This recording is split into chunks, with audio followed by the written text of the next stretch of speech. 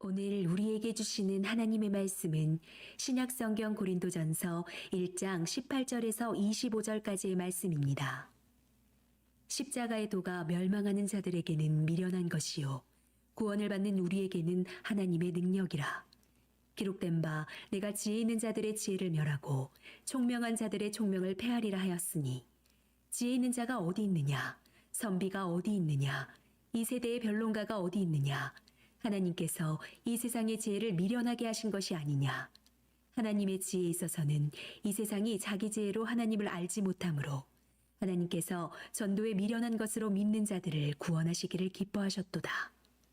유대인은 표적을 구하고 헬라인은 지혜를 찾으나 우리는 십자가에 못 박힌 그리스도를 전하니 유대인에게는 거리끼는 것이요 이방인에게는 미련한 것이로되 오직 부르심을 받은 자들에게는 유대인이나 헬라인이나 그리스도는 하나님의 능력이요 하나님의 지혜니라. 하나님의 어리석음이 사람보다 지혜롭고 하나님의 약하심이 사람보다 강하니라. 아멘. 오늘도 예배 자리에 나오신 모든 성도님들, 또 각 가정에서 예배하는 성도님들 환영하고 축복합니다. 방금 살펴본 영화는 미션이라는 영화입니다. 그 미션이란 뜻은 선교라는 뜻입니다. 남미, 당시에 스페인과 포르투갈이 침략지를 서로 가지려고 다툼하던 그때 남미 지역에 예수의 선교사들이 선교를 가서 원주민들에게 복음을 전하는 내용입니다. 결과적으로 이 스페인과 포르투갈의 영토 전쟁에서 결국 포르투갈이 원주민들이 거주하는 땅을 차지하게 되고 총칼로 그들을 몰아냅니다. 그때 원주민들에게 복음을 전했던 신부들이 그곳에서 함께 싸우고 또 십자가를 들고 비폭력, 화해의 정신을 그들에게 보여주는 곳으로 영화는 깊은 감동을 주고 막을 내립니다. 짧은 영상이지만 한편의 설교보다 십자가 복음이 담겨있는 울림이 있는 영상입니다. 이처럼 이 그리스도의 십자가와 부활의 복음은 영혼을 구원할 뿐만 아니라 가치 없고 쓸모없고 무가치한 사람을 고귀하고 하나님의 사역자로 변화시킵니다. 그리고 이 원주민으로서 미개하고 사람을 살인하고 죽였던 사람들을 고귀한 하나님의 형상으로 회복시켜서 자기 동족을 잡아갔던 이 로드리고라는 신부를 어떻게 합니까? 그를 사랑하고 용서하고 한 가족으로 받아들일 수 있을 정도로 놀랍게 사람을 변화시킨다는 것입니다. 이 영화의 주인공 여러 명일 수도 있지만 결국 이 영화 미션을 통해서 우리가 깨닫는 진리가 무엇입니까? 이 조선 땅에 140여 년 전에 선교사들이 와서 이 땅에 복음의 씨앗을 뿌리고 그들의 생명을 이 땅에 바쳤기에 이렇게 대한민국의 수많은 교회들이 세워진 것처럼 태초에 암흑과 혼돈의 이 땅, 무지몽매한 죄인들로 가득한 이 땅에 최초로 오신 선교사가 누구십니까? 바로 하늘 보자 영광 버리고 이 땅에 오신 예수 그리스도입니다. 그분이 십자가에서 죽으심으로 우리의 죄와 저주의 모든 빚을 갚아주셨고 부활하심으로 하나님 나라를 이 땅에 가져오셨다는 사실입니다. 그러므로 남북과 동서의 지역 갈등, 좌우의 이념 갈등, 남녀의 성별 갈등, 노소의 세대 갈등으로 사분 오열된 대한민국의 진정한 소망이 누구입니까? 정치가입니까? 박사들입니까? 어떤 권력자입니까? 오직 예수 그리스도라는 사실을 믿으시기 바랍니다. 또 코로나로 확진되어 어려움을 겪고 있는 성도들의 가정에도, 그리고 러시아의 침공으로 고통당하고 있는 이 우크라이나 땅에도 예수 그리스도의 평화의 복음이 속히 울려 퍼지기를 축복합니다. 오늘 말씀은 십자가, 하나님의 지혜, 하나님의 능력에 대한 말씀입니다. 먼저 말씀드릴 것은 십자가라고 했을 때 그런 종교적 상징이자 형상인 십자가를 의미하는 것이 아닙니다. 십자가로 가까이 십자가를 바라보라고 했을 때 당시의 중세에 성물처럼 여기고 또 하나의 우상처럼 여겼던 이렇게 나무로 된 금으로 된 그 십자가를 이야기하는 것이 아니라 정확히 말씀드리면 우리를 사랑하셔서 십자가에 달려서 죽으시고 그리고 어떻게 되셨습니까? 주님이 계속 십자가에 달려 계십니까? 아닙니다.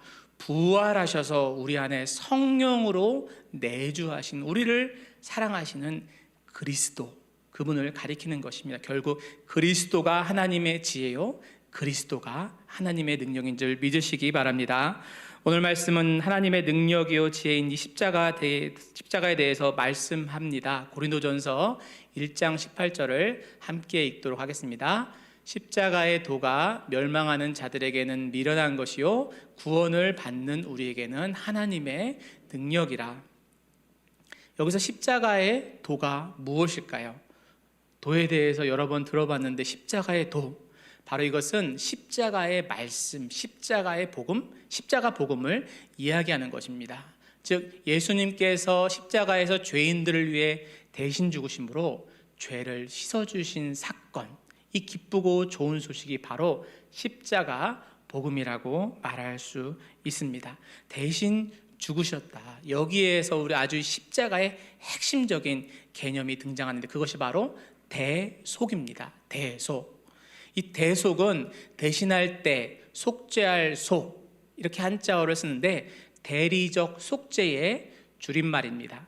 즉 어떤 사람이 잘못했습니다. 그러면 그 사람이 감옥 가고 또 벌을 받아야 되는데 또 보상을 해야 되는데 그 사람 대신에 다른 누군가가 그 사람을 대신해서 죄의 값을 받는 것이 바로 대리적 속죄인 것입니다. 예수님은 십자가에서 죽으셨습니다. 그분은 참 하나님이시요 참 인간이셨습니다. 그러나 우리가 다른 것이 무엇입니까? 그분께는 죄가 없으셨습니다. 그런데 왜 예수님께서 십자가에 죽으셔야 됐습니까? 바로 죄와 허물로 죽은 우리를 살리기 위해서 죽음의 저주에 비참한 노예살이 종살이하고 이 땅에 살면서 두려움과 근심과 염려와 고난 속에서 우울과 자포자기와 죽음의 영에 사로잡혀 죽음의 그림자 속에 있었던 우리를 살리기 위해서 그분이 대신 죽으신 것입니다. 그러므로 예수 그리스도의 십자가와 부활의 복음은 우리에게 기쁜 소식, 좋은 소식이 되는 것입니다. 이 예수님의 십자가의 복음, 이 대속적 죽음, 이 대속 사건이 가장 잘 나타나는 곳이 어딜까요? 바로 구약의 제사 제도입니다. 저희가 연초부터 성경을 이렇게 읽다 보면 꼭 이렇게 막히는 부분이 있습니다. 어디입니까? 레위기입니다. 이 레위기에 보면 5가지 제사, 번제, 소제, 화목제, 속제제, 속건제가 나오고 또 레위인의 규례가 나오고 거룩하고 거룩하지 않은 것, 또 제사장의 규례, 또 성막 여러 가지 것들이 나오는데 그 제사의 핵심이 무엇입니까? 하나님 앞에 나올 때, 제사장 앞에 나올 때 양과 염소와 또 소를 데리고 와서 그 머리에 직접 안수함으로 나의 죄를 이 화목 제물에 전가시키고 그 양을 잡고 소를 잡아서 피를 흘리고 그 피를 제단에 뿌리라는 것입니다. 이것이 주는 메시지가 무엇입니까? 죄와 허물로 죽은 인간은 이제는 생명이 없고 죽음만 가득 찬 존재인데 히브리서 9장 22절에 말한 것처럼 생명을 상징하는 이 피를 흘림으로 그리고 내가 죽어야 될 자리에 이 제물이 대신 죽음으로 하나님께서 우리를 용서하시겠다는 겁니다. 그러나 그것은 완전한 용서가 아니라 잠깐 유보해 주시고 심판과 죽음을 연장시켜 주신 것입니다. 그래서 이스라엘 백성들은 이 양 하면 화목제물 또 번제물 나의 죄를 대신해서 1년에 한 번 적어도 몇 번씩 제사를 드릴 그 제물로 기억하고 있습니다. 그런데 예수님께서 세례 요한에게 나타나셨을 때 이 세례 요한이 예수님을 보고 뭐라고 말씀합니까? 요한복음 1장 29절입니다. 함께 읽도록 하겠습니다. 보라, 세상 죄를 지고 가는 하나님의 어린 양이로다. 아니 세례 요한 정도면 하나님이시다, 저분은 메시아다, 드디어 오셨다 이렇게 했을 법한데 뭐라고 말합니까? 그분은 세상 죄를 지고 가는 하나님의 어린 양이다 라고 말하는 것입니다. 구약 시대에 이스라엘 백성이 애굽을 출애굽할 때 하나님께서 피재앙도 애굽에게 보내고 또 돌림병, 종기, 악성 종기, 우박도 했지만 바라오는 마음을 강팍하게 해서 이스라엘 백성을 보내주지 않았습니다. 그래서 마지막에 한 재앙이 무엇입니까? 장자의 재앙입니다. 이 애굽의 집안에 첫째 난 것들은 사람으로 시작해서 동물까지 장자는 죽게 되는 것입니다. 이 무서운 형벌이죠. 만약에 우리가 한 가족에서 할아버지와 첫째가, 할아버지도 첫째, 아빠도 첫째, 아들도 첫째, 강아지도 첫째, 고양이도 첫째 이렇게 된다면 그날 밤에 죽음의 사자가 그 집을 지나가면 할아버지도 죽고 아빠도 죽고 아들도 죽고 개도 죽고 고양이도 죽고 처음 난 것이 죽는 이 무서운 저주. 그런데 하나님께서 이스라엘 백성 가운데는 그 저주를 받지 않고 저주를 통과할 수 있는 방법을 주셨습니다. 그것이 무엇입니까? 양을 잡아서 양의 피를 문설주와 문인방에 바르라는 것입니다. 그러면 죽음의 저주가 그 집을 넘어간다, 유월한다. 그래서 유월절이 된 것입니다. 결국 예수 그리스도의 십자가 죽음은 이 구약의 제사 제도가 수천 년 전에 예표했던 것처럼 장차 우리를 위한 완전한 화목제물인 예수님께서 오셔서 영원한 제사를 드리심으로 우리가 더 이상 비참한 죄와 종과 죄와 저주와 심판의 노예로 살지 않도록 우리를 구원해 주신 구원 사건이라는 것입니다. 그래서 예수님께서도 마태복음에서 이렇게 말씀하십니다. 인자가 온 것은 섬김을 받으려 함이 아니고 도리어 섬기려 하고 자기 목숨을 많은 사람의 무엇으로 줍니까? 대속물로 주기 위해서 오셨다는 것입니다. 이 대속의 개념을 잘 이해할 수 있는 이야기가 있습니다. 찰스 디킨슨이라는 사람이 두 도시 이야기라는 책을 썼습니다. 2억 명이 넘게 이 책을 샀습니다. 그런데 이 책은 이 프랑스 혁명을 배경으로 하고 있습니다. 두 남자, 찰스와 시드니라는 남자가 등장하고 루시라는 여인이 등장합니다. 그런데 이 루시라는 여성이 두 남자 중에 찰스를 사랑했습니다. 그래서 찰스와 결혼하기로 마음을 먹게 되는데 이 프랑스 혁명 중에 이 찰스가 감옥에 투옥되게 됩니다. 그리고 단두대 처형을 받게 됩니다. 그러자 이 찰스를 사랑했던 이 루시의 마음이 얼마나 아팠을까요? 이 루시가 이런 어려운 상황에 처해 있다는 것을 한때 이 루시를 짝사랑했던 시드니가 소식을 듣게 됩니다. 그리고 그는 다짐을 합니다. 그리고 찰스를 만나러 감옥에 가기 전날 기절할 수 있는 약을 삽니다. 그리고 그 약을 가지고 감옥에서 찰스를 만나서 기절시키는 약을 찰스에게 먹입니다. 그리고 나서 찰스가 입었던 사형수의 옷을 벗기고 그 옷을 자기가 입고 자유인의 옷을 입었던 자신의 멋진 옷을 찰스에게 입히고 간수를 매수해서 찰스를 감옥 밖으로 빼내줍니다. 결국 찰스 대신 자기가 죽겠다는 것입니다. 드디어 시간이 흘렀습니다.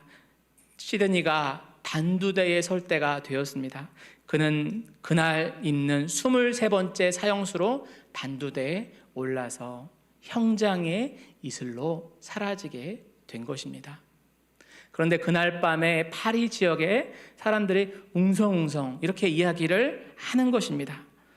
무슨 일인가 들어봤더니 수많은 사람들, 수십 명, 수백 명의 사람들이 이 프랑스 혁명 가운데 억울하기도 하고 또 잘못하기도 해서 단두대에 목이 잘리고 형장의 이슬로 사라졌는데 그날 그 아침 그 사람 시드니의 얼굴에는 그 어떤 사람에게도 찾아볼 수 없는 이 평화로움과 숭고한 기운이 가득 찼다는 것입니다. 이것이 바로 예수님께서 십자가에서 우리를 위해 하신 일입니다. 시드니가 자발적인 사랑, 자발적인 희생, 자발적인 헌신으로 찰스를 대신해서 죽기로 선택하고 결정했기 때문에 그는 죽음 앞에서도 초연하고 평안을 유지할 수 있었습니다. 이처럼 예수님은 십자가에서 우리가 죽어야 될 자리에, 내가 십자가에 못 박혀야 되는데 내가 내 옷이 벗겨지고 나의 안에 더러운 죄와 이런 수치가 만방에 드러나야 되는데 내 수치를 주님께서 대신 당하시고, 내 고통을 주님께서 대신 당하시고, 내 고난을 주님께서 대신 당하시고, 내 형벌을 주님께서 대신 당하셨다는 것입니다. 그것도 어쩔 수 없어서, 할 수 없어서 하신 것이 아니라 우리를 사랑하셔서 기쁨으로, 자발적인 헌신으로 십자가를 감당하셨다는 것입니다. 찰스의 죄의 옷을 벗어서 자신이 입고, 그리고 자신의 자유인의 옷을 벗어서 찰스에게 입혔던 이 시드니처럼 예수님께서는 우리의 더러운 죄의 옷을 십자가에서 대신 입으시고, 그분의 거룩하고 의로우신 의의 옷을 지금 이 자리에 계신 저와 성도님들에게 입혀 주셨다는 것입니다. 이것이 바로 예수 그리스도의 십자가 복음의 핵심인 대속의 개념인 것입니다. 이 십자가의 도에 대한 반응은 극명하게 두 가지로 나누게 됩니다. 18절에 보면 멸망하는 자들에게는 이것이 무엇입니까? 미련한 것입니다. 그러나 구원을 받는 자에게는 하나님의 능력이 된다고 합니다. 당시에 유대인들, 또 헬라인들, 로마인들 각자가 생각하는 바는 달랐습니다. 유대인들은 어떻게 메시아가 이 땅에 와서 저주를 상징하는 나무에 참혹하고 연약하게 죽을 수가 있어. 그런 왕이라면, 그런 메시아라면 나는 그런 메시아 인정하지 않을 거야. 이렇게 거절했습니다. 헬라인들은 지혜를 사랑했기 때문에 이 십자가는 그들의 지혜로 이해될 수 없었습니다. 로마인들에게는 권력과 힘을 자랑하는 그들, 십자가는 그야말로 무기력함과 무능력함과 무력함의 상징이요, 연약함과 잔인함과 더러움과 추한 것, 입에 꺼내기도 쉽지 않은 그런 것이었기 때문에 그런 십자가에 달린 신을 자신의 인생의 왕으로 모시고 싶지 않았던 것입니다. 그래서 결과적으로 그들은 멸망의 굴에 가게 된 것이죠.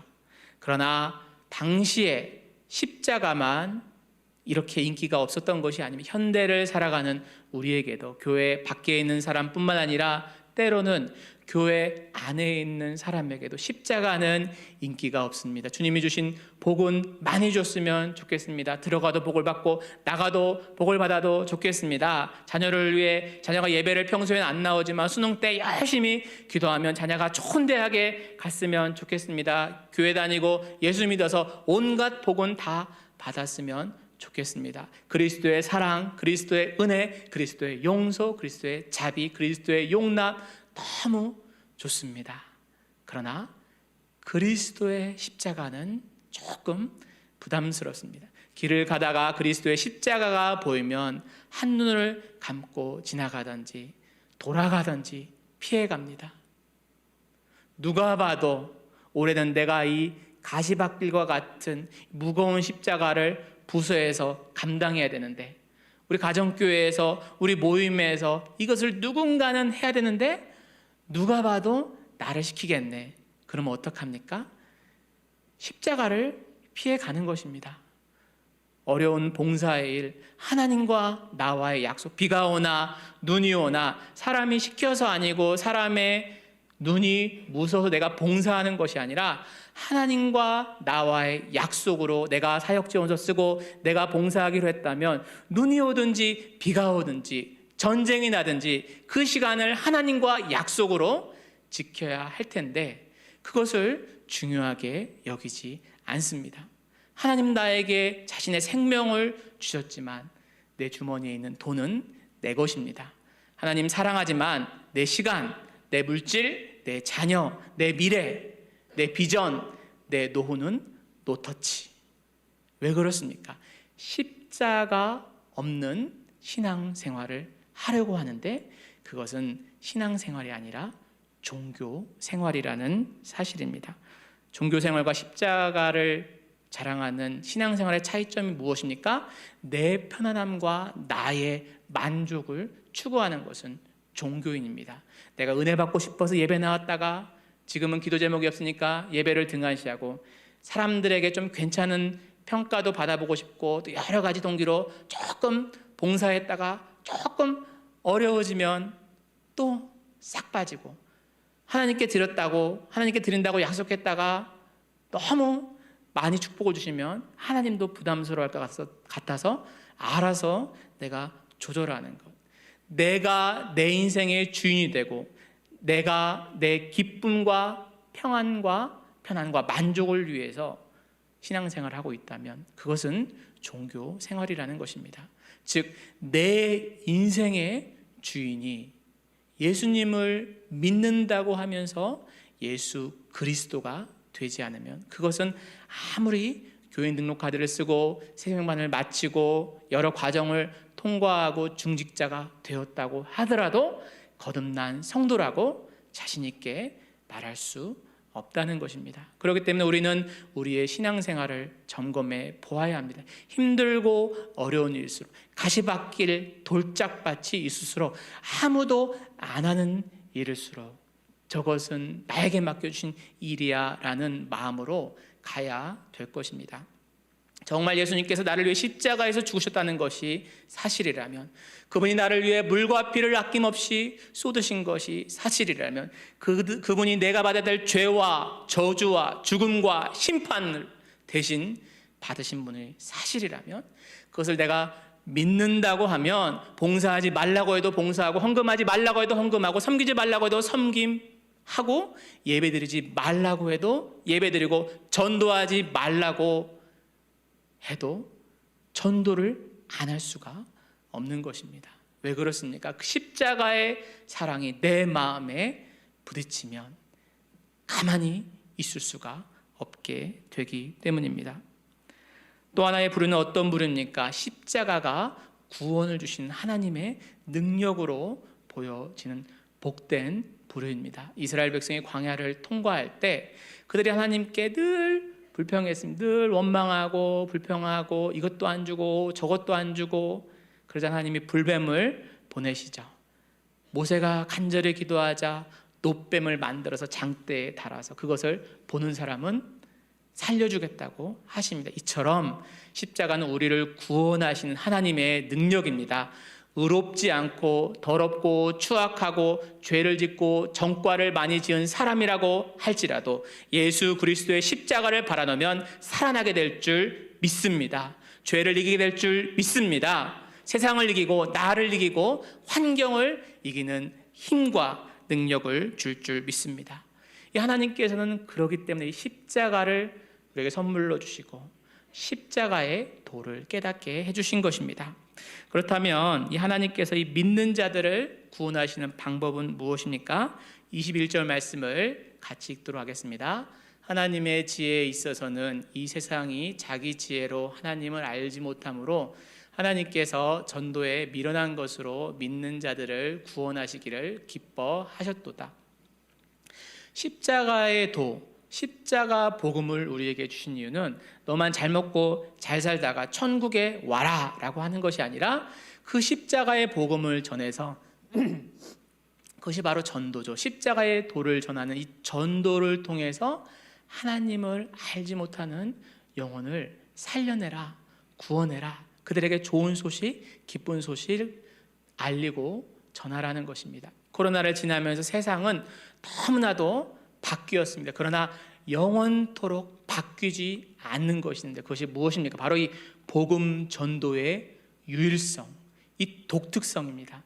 아무리 세상이 바뀌어서 인간이 달에도 가고 화성에도 가고 손가락 하나로 모든 것을 조정하는 시대가 되었다고 할지라도 하나님께서는 예수 그리스도의 십자가 복음을 전하는 전도에 미련한 것으로 지금도, 과거에도, 앞으로도 주님 오실 때까지 영혼을 구원하신다는 것입니다.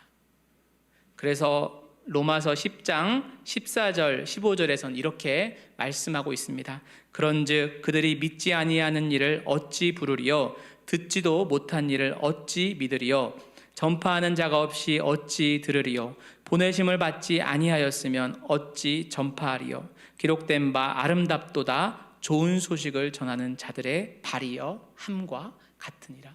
복음을 전해주지 않으면 그들이 복음을 들을 수 없는 것입니다. 이 미션이라는 영화에서 가브리엘 선교사가 그 험난한 브라질과 아르헨티나, 파라과이 그 국경을 맞이한 이과수 폭포를 이렇게 올라가다가 넘어지고 결국 그곳에 갑니다. 그 앞서간 선교사가 십자가에 묶여서 그 폭포에 떠내려가는 모습을 보셨습니까?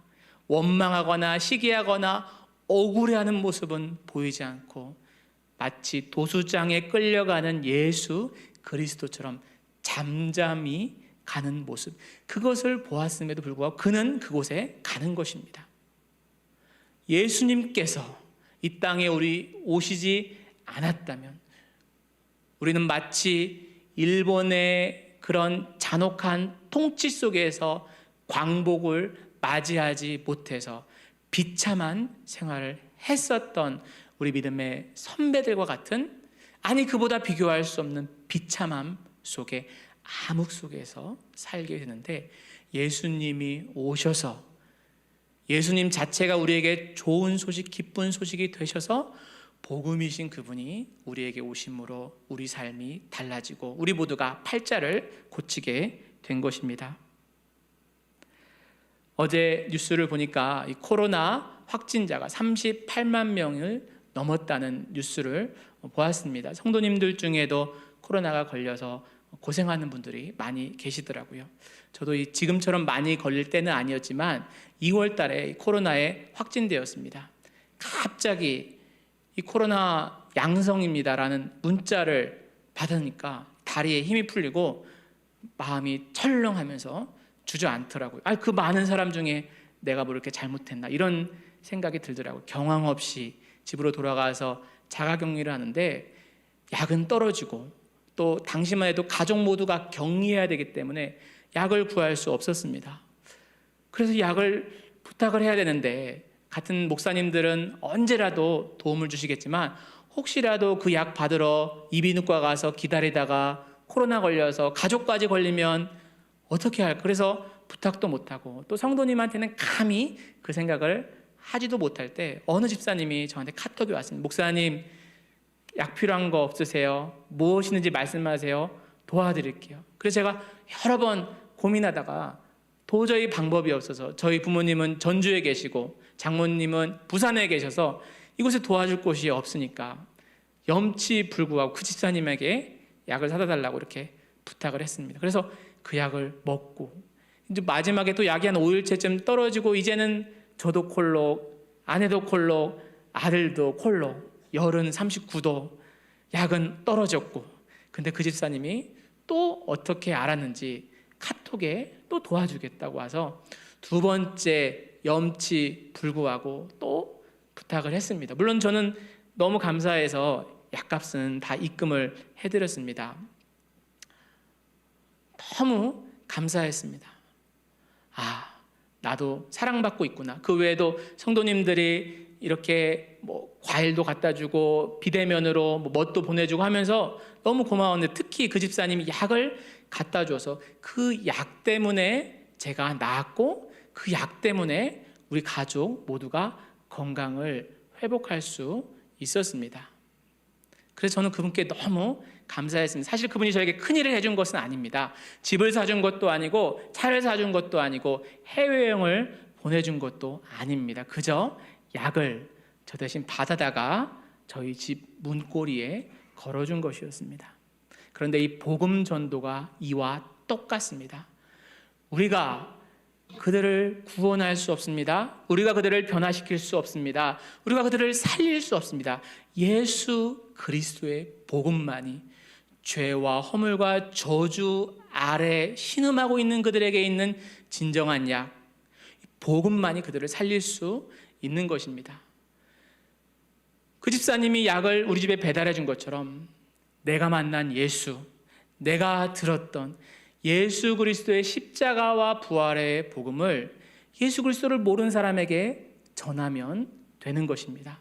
그러면 그들이 복음의 능력이 있기 때문에, 복음을 전하는 자의 언변이 화려해서 그런 것이 아닙니다. 복음을 전하는 사람이 목사고 신학자고 선교사여서 능력이 있다고 성경은 말씀하지 않고, 복음은 구원을 주시는 하나님의 능력이라고 말씀하고 있는 것입니다. 그러므로 예수 그리스도의 복음을 아직 주님을 알지 못하는 자들에게 전하는 저와 모든 성도님 되시기를 소망합니다. 아마 저는 죽을 때까지 그분의 이름을 잊지 못할 것 같습니다. 마찬가지로 복음 전도도 이와 같습니다. 누군가 나에게 예수 그리스도의 십자가와 부활의 복음을 전해줘서 내가 예수 믿게 되고, 우리 가족도 예수 믿고 구원받게 되었다면 나에게 복음을 전해준 그 사람이 너무나 기쁘고 감사한 것입니다. 먼 훗날 천국에 갔을 때 가장 기다리고 보고 싶은 사람이 어떤 사람일까요? 함께 골프 치고 함께 축구하고 당구 치고 어디 산에 간 사람일까요? 저는 아니라고 생각합니다. 천국에 하나님과 함께 있을 때 나를 이곳으로 인도해 준 그 사람 때문에 내 남편도 구원받고 내 아내도 구원받고 내 자녀도 내 부모도 구원받도록 복음을 나에게 전해준 그 사람이 가장 귀하고 고귀한 사람이라는 것입니다. 내 주변에 복음을 들어야 될 사람은 누구입니까?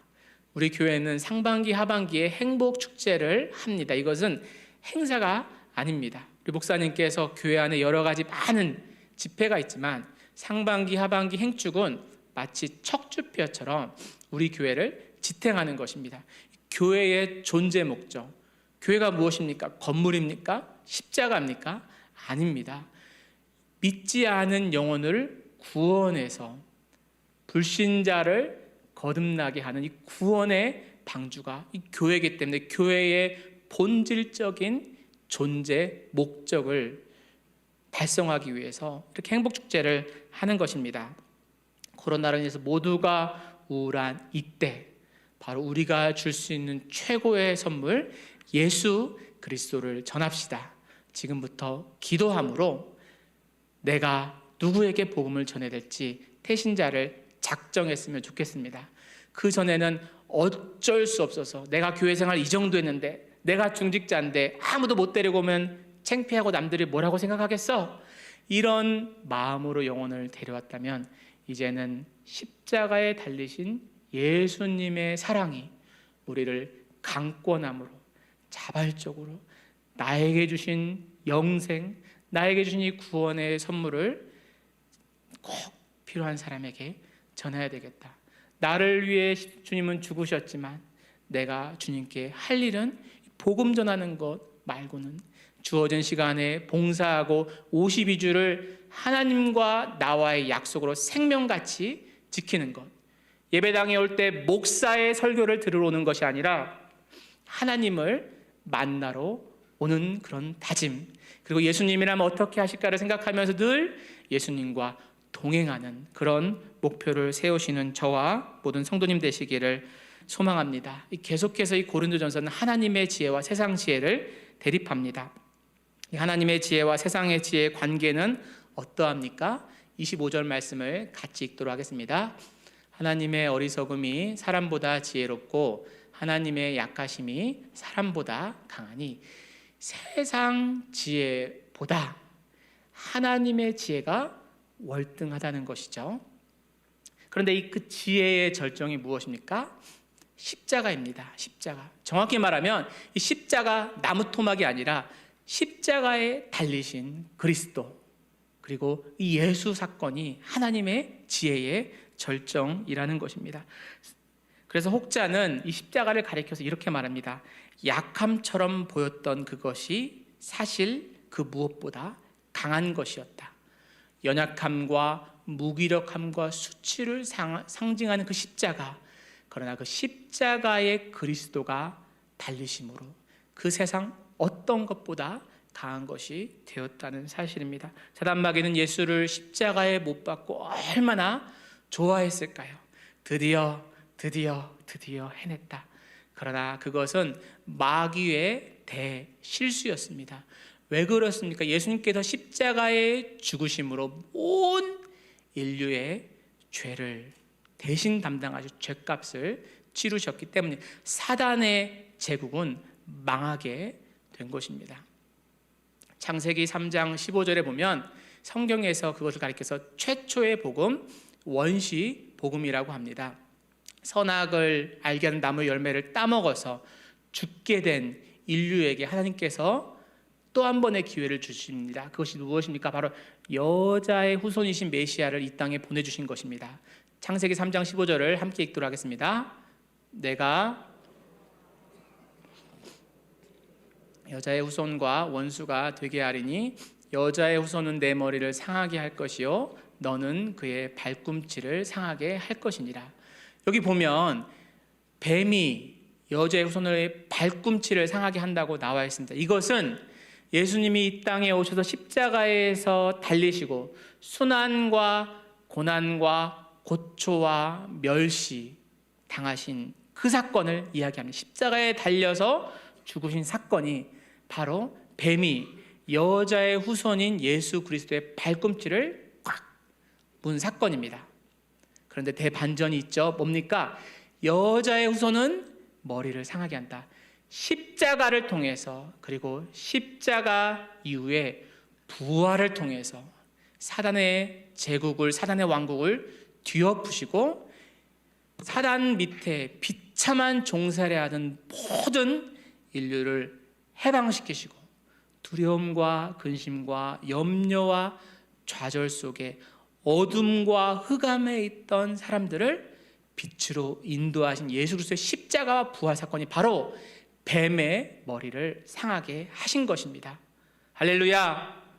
예수님은 십자가에서 죽으시고 부활하심으로 십자가를 뱀의 머리에 꽂으심으로 사단을 박살내신 것입니다. 그래서 이 골로새서 2장 15절에서는 이렇게 이야기합니다.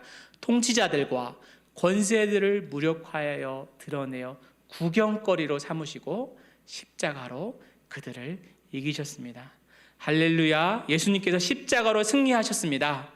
그렇기 때문에 우리도 승리할 수 있습니다.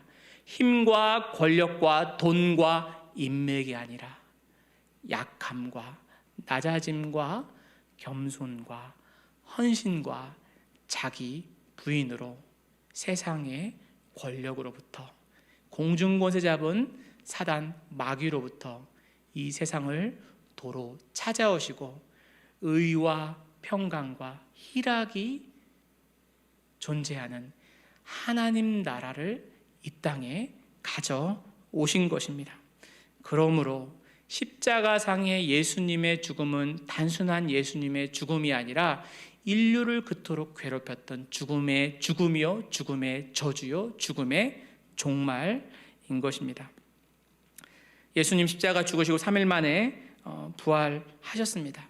사실 이 십자가는 로마 시대 예수님 말고 수십 명, 수백 명의 아주 잔혹한 사람들이 십자가에서 처형을 당했습니다. 여전히 십자가는 형벌의 도구고 잔인함의 대명사입니다.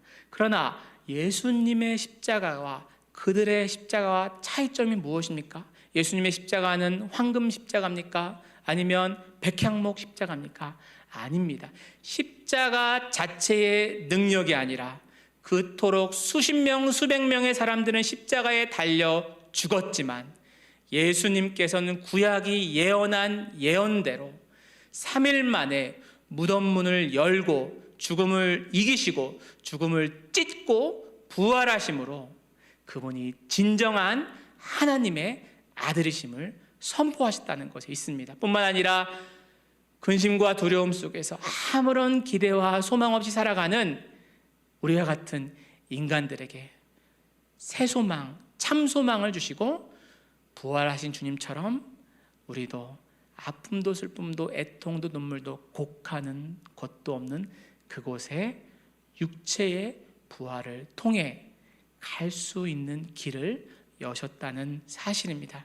이것이 예수 그리스도의 십자가와 부활의 복음입니다. 세상 어디에도 없고 이 세상의 어떤 신도 사랑하는 백성을 위해서 자신을 희생하는 신이 없는데 우리 하나님 우리를 이만큼 사랑하시는 분이라는 사실입니다. 그러므로 우리가 십자가를 바라보면 삶이 고달프고 힘들고 자녀는 속을 썩이고 건강은 예전 같지 않고 죽음의 시간은 한 발 한 발 나를 다가오고 근심과 염려와 두려움 속에서 좌절되고 낙심할 때 눈을 들어 예수 그리스도의 십자가를 바라본다면 그분이 새 힘을 주시고 새 능력을 주시고 새 소망을 주실 줄 믿습니다.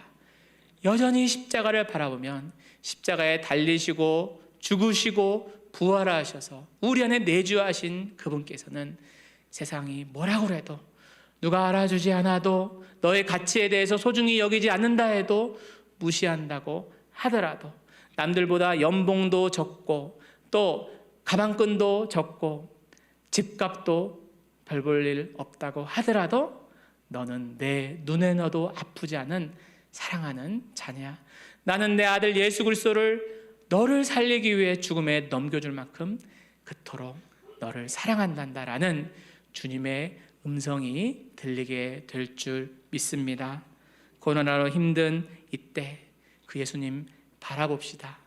그리고 이제 5주 후면 이제 기독교 최대의 절기라고 할 수 있는 이 부활주의를 앞두고 있습니다. 이 기간에 그동안 예수님이라면 어떻게 하실까 도전했는데 여러 번 실패했다면 예수님이라면 어떻게 하실까를 아주 한번 목숨 걸고 하면서 예수님의 십자가와 부활을 묵상하고 예수 십자가 내 십자가, 예수 고난 내 고난, 예수 죽음 내 죽음, 그리고 거기서 끝이 아니라 예수 부활 내 부활, 주와 함께 죽고 주와 함께 살아나는 저와 모든 성도님 되시기를 주님의 이름으로 축복합니다.